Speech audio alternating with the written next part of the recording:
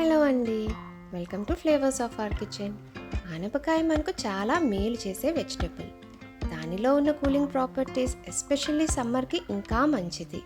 కానీ ఆనపకాయతో ప్రతిసారి కూర మాత్రమే వండితే బోరింగ్గా ఉంటుంది. నెక్స్ట్ టైం ఎప్పుడైనా ఈ సాఫ్ట్ దోశలు ట్రై చేయండి. దీనికోసం మిక్సీ జార్లో హాఫ్ అన్ అవర్ ముందుగా నానబెట్టుకున్న ఒక కప్పు రైస్, ఒక మీడియం సైజ్ బాయిల్ చేసిన పొటాటో, హాఫ్ కప్పు చిలికిన పెరుగు, అవసరమైతే కొన్ని నీళ్లు వేసి దోసపిండి కన్సిస్టెన్సీలో గ్రైండ్ చేసుకోండి. తురిమిన ఆనపకాయ ఒక కప్పు తీసుకోండి.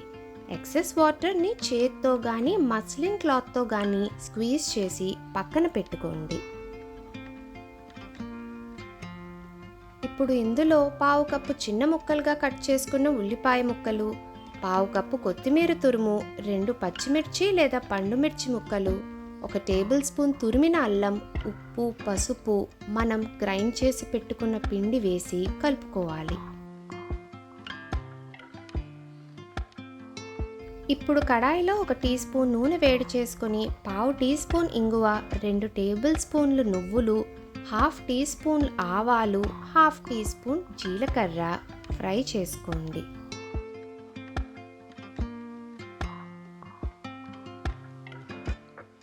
ఈ పోపును మనం ప్రిపేర్ చేసి పెట్టుకున్న దోస బ్యాటర్లో వేసి బాగా మిక్స్ చేసుకోవాలి.